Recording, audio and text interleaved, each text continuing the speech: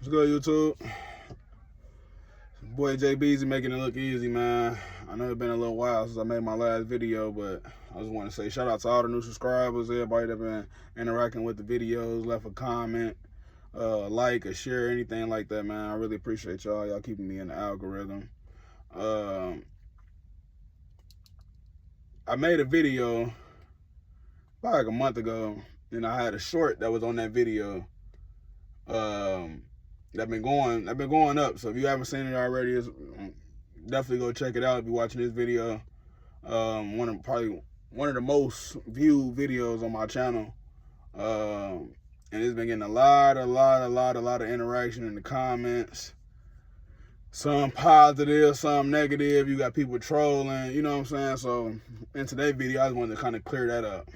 So the video is basically my experience with Swift, I believe, is the original video. But the short that I made about the video was basically saying new drivers, be prepared to be broke. All right. So, and the reason I titled that like that was kind of for shock value as well. Like, what, new drivers gonna be broke? What you mean?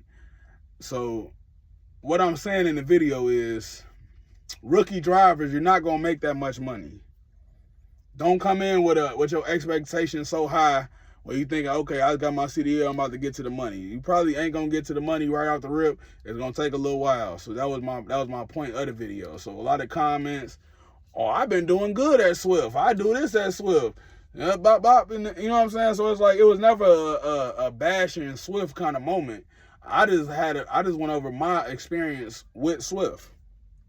So if you got a good run, then you probably one in a few, or one in a many, you know what I'm saying? One out the many, in other words. Because multiple comments are saying like, oh yeah, when I was working at Swift, I didn't get, you know what I'm saying? So it wasn't like I'm just making a crazy statement. It was kind of the God truth. That was my experience.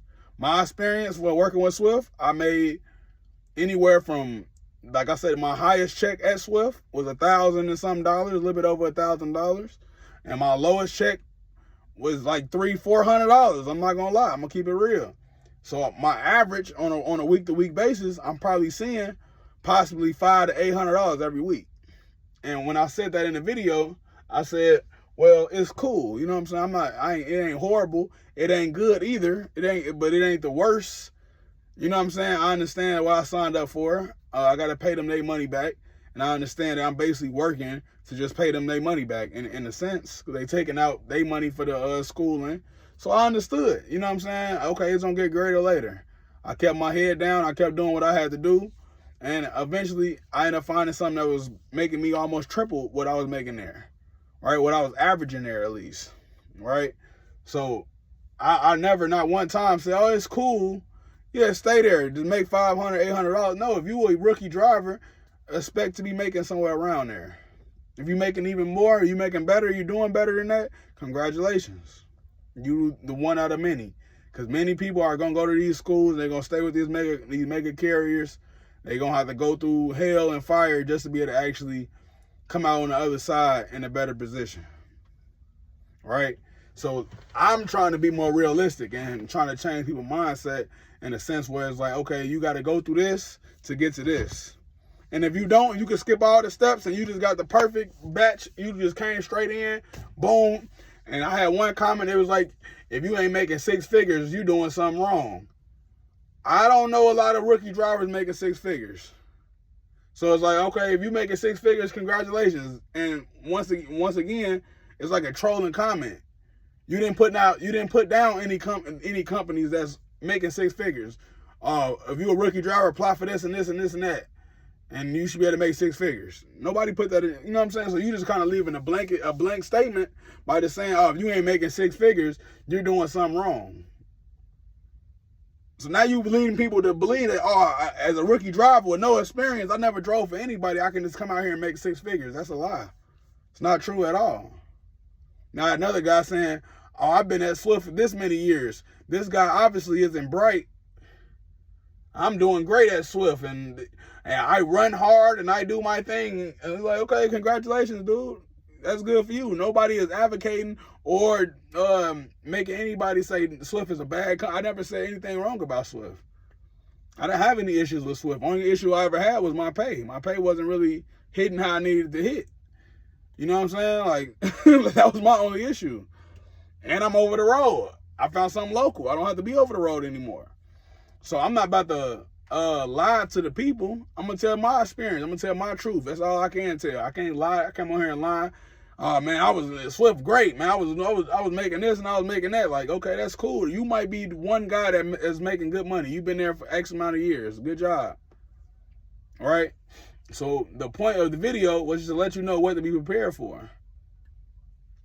And I feel like by me doing that, I'm getting criticism and I'm getting ridiculed by my statement on the money that I was making. And key word was, I'm not making that now. So I ain't gonna tell nobody, hey, if you ain't making what I'm making right now, then you basically, you're not getting to it. Like, you know what I'm saying? I'm not gonna shoot nobody down because somebody might be in that position right now. So the whole point is to just keep your head down, man. Eventually you're gonna get to where you want to get the experience. And another a lot of comments I've been seeing is, well, how long does it take? When does the money kick in? When do you start getting like honestly, I can't necessarily give you a time frame.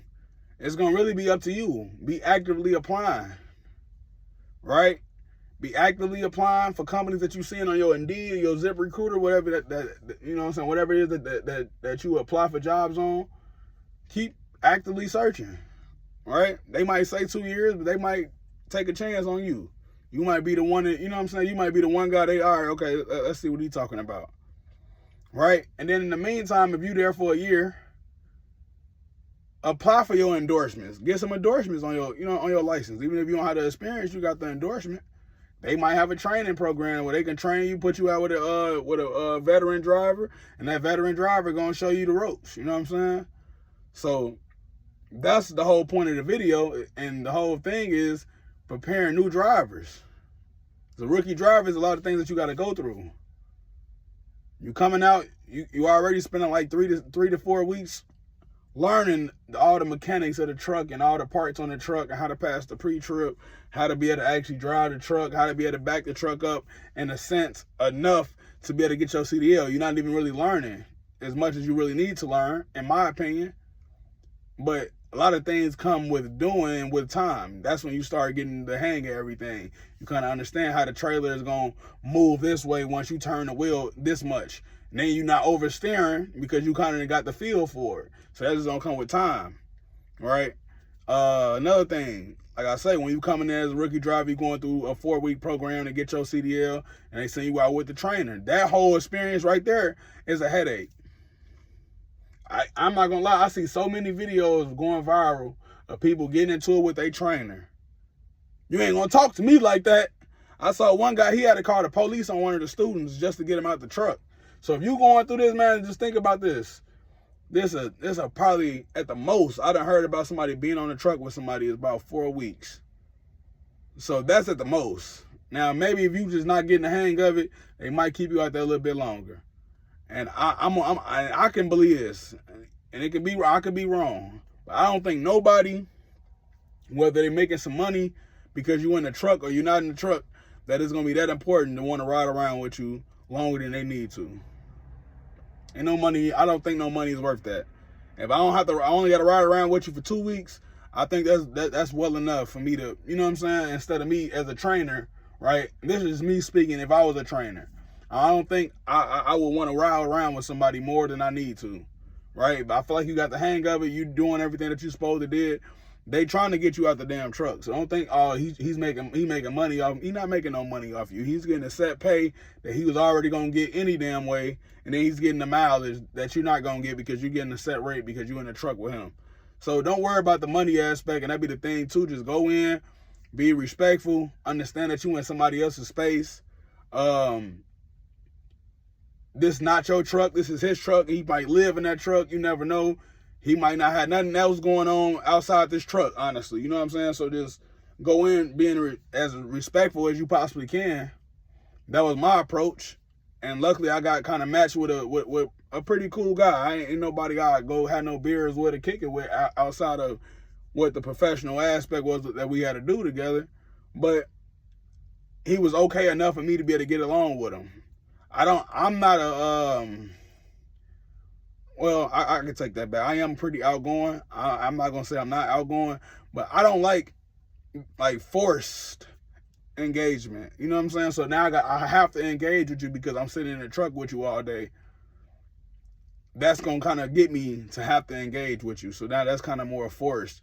If we just already had a kind of a connection in a sense, and then we speak on a regular basis, I'll be more comfortable with that. But now you meeting a complete stranger, and you got to live with this stranger inside of probably 5 feet, probably not even 5. I don't even know what size this is, but 2 steps to the left, 2 steps to the back. Like, that's what you got. So that's how much space you looking at. You know what I'm saying?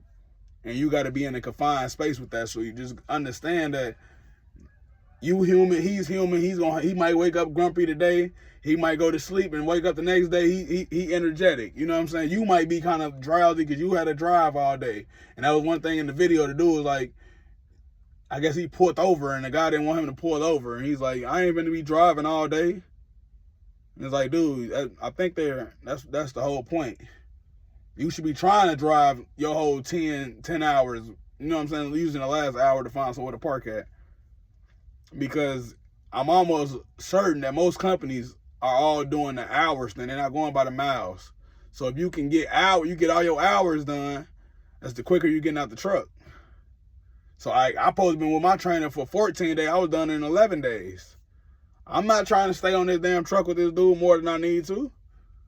I got my hours. He took me back. Oh, yeah, he's good to go. They like, you sure you good to go? Like, they didn't even believe him or believe me. And then they see you in the last little run or whatever. And they're like, okay, all right, you got it. Here's your truck. Here's your keys. Here you go. We'll have fun. You know what I'm saying? Kind of mentality. And it's like, now the guy that okay, they done call the police for you to get out the truck. You might actually just get fired off the rip because now you threatening, you being more aggressive to him. And I guess he tried to like drop him off at a hotel. You ain't about to just leave me anywhere. Dude, they told him to take you there. Obviously, somebody's paying for the hotel. He ain't gonna just take you to no random hotel and be like, all right. He already had you set up. He already knew what he was about to do. He been probably contacting the dispatch. Let them know this guy's acting like this and he don't want to listen. He's being aggressive towards me. And especially like older men or older guys, you got to kind of know how to deal with them too, because they kind of stuck in their ways. So you're not going to be able to change how he feels and how he acts. Just adjust yourself to them because you in their truck. So if he's telling you to do this, just do it. If he's talking a little more aggressive, you kind of, hey, okay, yep, got it. You give him the one-word answers because at the end of the day, you don't want to keep being combative and you trying to like get the last word. You trying to argue with him. Just be stern with your answers and just agree and or disagree if you feel like that's not safe enough or I don't think I should do that. You know what I'm saying? You kind of got to speak up a little bit, but don't speak up too much. Where now he has some ammo to be like, okay, this guy is being combative with me, or he's being insubordinate. He's not listening to me. He's being a hard student. I'm trying to teach him this, and he think he know it all. So just go in like you don't know anything at all. Even if you kind of feel like you got it, I really don't got it. So that whole experience, and you getting probably a flat rate of $500 just to do that for 3 to 4 weeks. You know what I'm saying? Depending on how long you got to stay out there with that man or with that woman, right? And then it's the ladies and the females. That kind of like the ladies and the males. I heard horror stories about that. Like, you know what I'm saying? Like that'd be kind of weird. So my best advice is to get through that, because if you let's just say now, depending on the situation, right? If it's really serious, you feel like I can't deal with this dude no more. But if it's like something small, by him just like the way that he said something to you and you didn't like it, you know what I'm saying? As long as he ain't call you out your name and be overly disrespectful to you, like, hey, dumbass, or something like that, like, okay, I can understand that. But if he ain't like cussed at you or, you know what I'm saying, like really disrespected you, just go along with it, because if you use that as the reason why you can't deal with this guy, they gonna put you at the bottom of the line. You gonna have to basically wait for another trainer, and basically you ain't gotta restart it over. You start from where you ended at with the other guy, but that might take another week or two, and you just kind of pushing your process back. So honestly, just stay focused, get that done, and go on with your day. You know what I'm saying? Go on with the rest of whatever else that you got to do. And I feel like that'd be the smartest thing, or the smartest course of action to actually deal with that. But as far as pay wise, man, this honestly probably gonna be the last video that I make about anything according to pay or dealing with Swift. My experience with Swift may not be your experience with Swift. So this is me clearing it up. If you work at Swift, you love Swift, good job. I know Swift get all the butt end of the jokes, and they the laughing stock of the, I guess, I don't know. I didn't experience none of that. The equipment was good. The staff was friendly. The terminals is real nice. I like especially the one in Utah. The one in Utah is really dope. They got like a basketball court out there. They got the showers is clean, everything. Like, you know what I'm saying? So the terminal aspect, if you are working for Swift, you're gonna enjoy that. They got like a whole little gaming section in there. Like, you can go plug your game up if you like a gamer, or you like that type of stuff, or you just want to go chill, watch TV. They got a whole little driver's lounge, different type of activities that you can do, waiting on do your 34 laundry in every single terminal. Yeah, so I think that's one of the cool. Then they got the most terminals out of any other carrier. Like, it's so many terminals. Like, no matter which state you in, you almost guaranteed to be close to or not too far away from a terminal. So I feel like that's pretty cool. The best one though, if you ever get a chance, I believe will be in the Arizona one supposed to be. I think that's like they headquarters. So the Arizona one and the Utah one, those are like the best two that you could probably go to. And Edwardsville got a real nice one too. Every one of them got like a little gym, dumbbells, treadmill, all kind of stuff in there, man. I ain't gonna lie. So if you do work for Swift, you will enjoy that part. Like I said, the laundry and all that, you just got to bring your own laundry detergent, bleach, and all that. But other than that, everything else free. Food, they got different little vending machines and food and stuff like that to eat. So all of that, like I said, the company overall it is a really good company. Some people, they do like they got the, what do you call that? I'm trying to think of the name of it. I can't think of it off the top of my head. The lease purchase. So they got the lease purchase program. I done heard some horror stories, and I done heard some people like that's doing pretty well with doing that. They offer that. And I believe you can get that like kind of off the rip. Honestly, I don't think you got to wait too long to actually be able to be eligible for that. After like 9 months, I believe you can become a trainer, make a little bit more money. Yeah. And every time you go to the terminal, they training new people. So people keep going to the job. They gotta be doing something right. You know what I'm saying? So, and then they training aspect, I would say that's up to par. So like I said, overall the company is well. It's just that it's so many drivers. I feel like that kind of mess up the freight, and sometimes freight be slow, sometimes freight go up and down like anything else, and it kind of affects how many miles you gonna get. And you would think, since it is a mega carrier, you gonna get real good miles. Some weeks you might, some weeks you probably not. You know what I'm saying? You gonna get some good runs. Sometimes you ain't gonna get no good runs. Somebody might text you like, "Oh, we slow right now," and you over the road, and they like, "Okay, we got a load going 100 miles from where you at." And you like, "No, dude, I'm trying to do over the road. I need something like 500 or better." You know what I'm saying? So that was my issue that I face quite often. Sometimes they be constant. You going from here to there. You know what I'm saying? It'd be a constant runs like that. And sometimes it'd be like, okay, they keep sending you some stuff where it's like very short and very close. And you do got the ability, I guess, to decline the load and all that, but I wouldn't even advise declining too many loads. Like, yeah, decline it. If it's like constant, you might even have to text like, "Hey man, I'm over the road. I'm trying to get some over the road miles." You know what I'm saying? You might have to say that. But for the most part, they'll try to keep you busy. I just think it's just so much,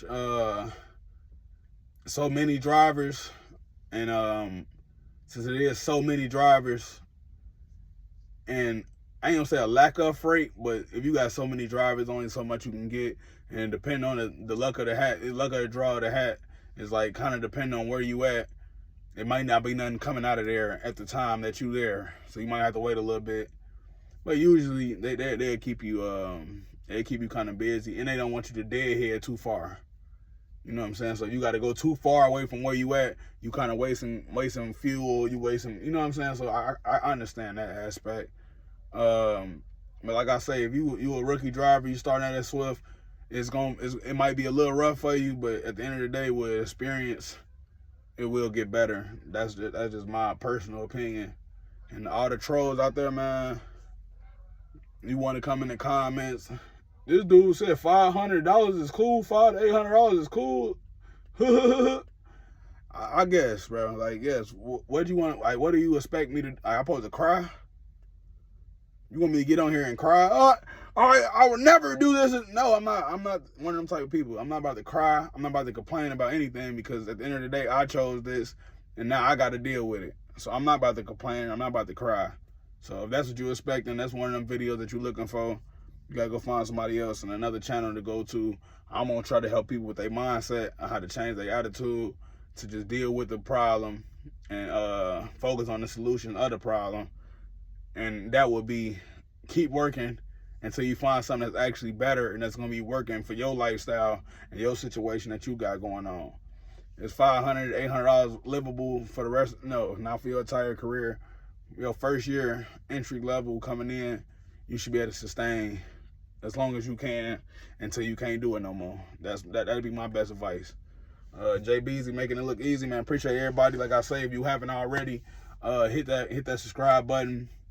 Let's keep these videos in the algorithm.